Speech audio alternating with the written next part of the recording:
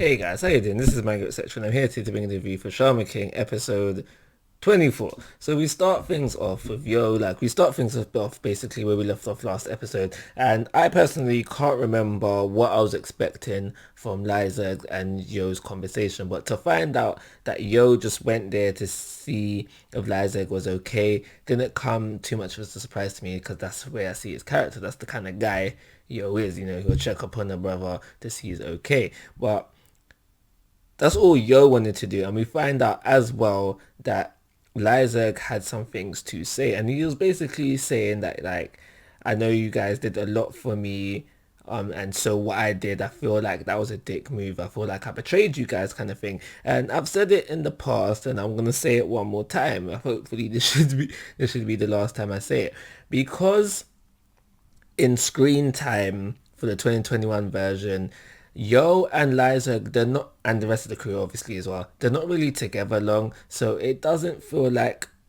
as big, it doesn't feel like a betrayal at all, in all honesty, in 21 version, but it doesn't feel as big as a betrayal as in the original anime, or, yeah, in the original anime, so it was kind of, this bit of the scene anyway was not needed for me personally. So they'd have all that little chats. Like, yeah, Yo is like, basically, "Oh, I gotta go." So he's on his way out. But before he leaves, he does notice something on Liza's kind of rest area, the chest area, and the X logs.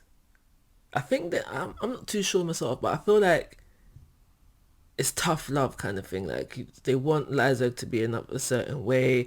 Lyzek's still fairly new to the X-Law customs, so it's kind of a tough love, kind of tough punishment thing to get Lyzek up to the standard that they, I guess, potentially think he could be.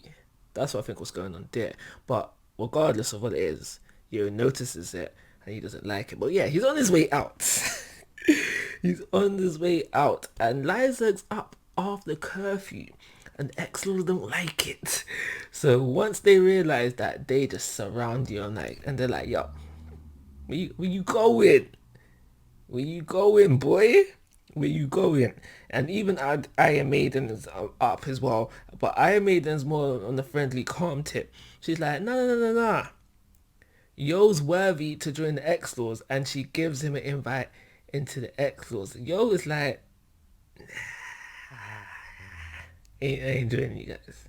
For one, and I ain't gonna like that. For two, I don't like the way you do things. And this leads to the biggest flex in the entire series so far. And for me personally, this is my favorite moment in the whole series, in the whole 2021 so far. I could watch this bit on repeat over and over and over and over again. And the bit that I'm talking about, just so it's clear for everybody watching, is the bit where after Yo says no, Marco goes back to raise his gun. But as he's raising it, Yo's already tipped in there. Stop. And it's like, "Yo, this is why I said I don't like you guys." And Marco's like, and then you could think, okay, maybe just he caught Marco off by guard, but no. But this follows up by Iron Maiden saying, "Marco, relax.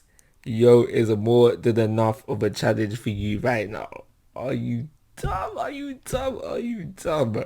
I had to back that back up, bro, so many times, because Yo just so he unsheaths.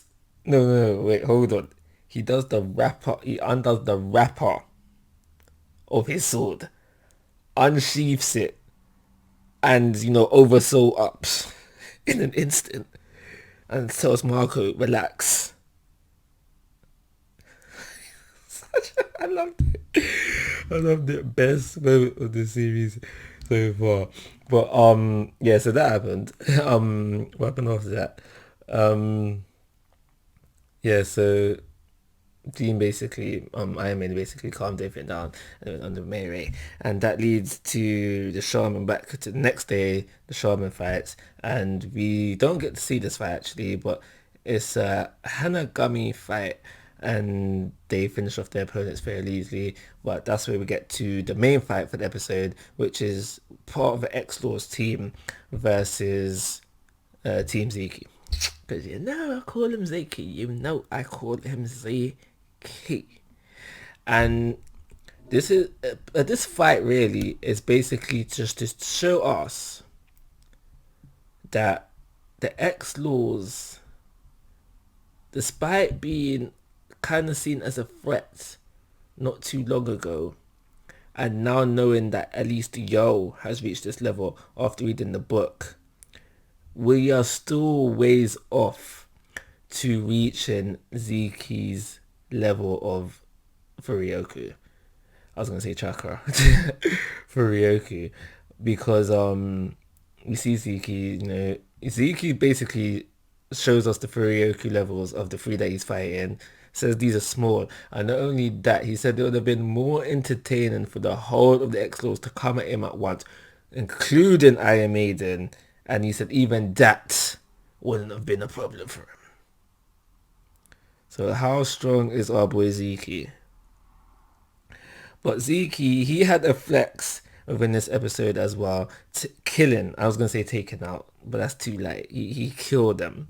He killed the members of X3 with no problem whatsoever. If I'm honest, I would have I don't know how they would have done it, but I would have preferred if it was more of a bigger flex.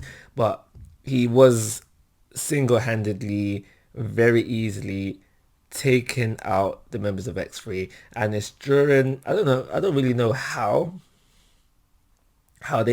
you would figure something out like that, but it was during the fight where they find out that that Zeke's intermediary, I think the word is called, is the very air itself. And once upon figuring out that one of the members of X3 that's remembered to survive so far, well, he's probably dead now,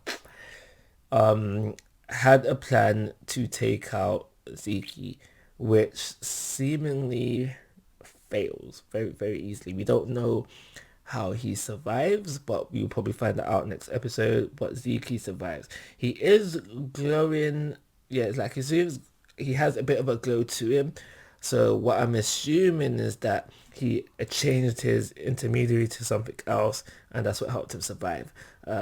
What this intermediary is, I will find out next week with you guys, but I am all up for opinions. So that's the majority of the episode. We do have Yo get fairly, he does mention, like, he doesn't like getting angry, so we do know and that Yo is at least taking the threat of Zeke seriously, because with other things, he's a laid back guy. We see that he's chilled, he's calm, but he does mention that like Zeke is getting him mad, so it is rare to see him get mad, and that is something that is seen within this episode. So that is at least one thing he takes seriously, that making sure that Zeke doesn't win the tournament. Even Morty is taking the threat of Zeke very seriously as well, because when the fight kicks off and the first person dies, he's like, no, we need to stop this ASAP. But there's nothing he can do, unfortunately, because he's just a mere mortal in the shaman world. But yeah, I think that's everything I've got to say about this episode. I don't really have much more to say upon it than that. I am going to give it, because of the flex. So I don't like you guys. Because of that moment, I'm gonna bump it up to a 4-star rating. It would have been a 3 otherwise. But in all honesty, that one moment, which is probably like 5 seconds max, with everything he did in that 5 seconds max, plus the background music, bumping the score of the whole episode up to a 4-star. Like always, guys, I'm asking for your thoughts and opinions. If you haven't already, please subscribe to my YouTube channel. But most importantly, take care. Have a nice day.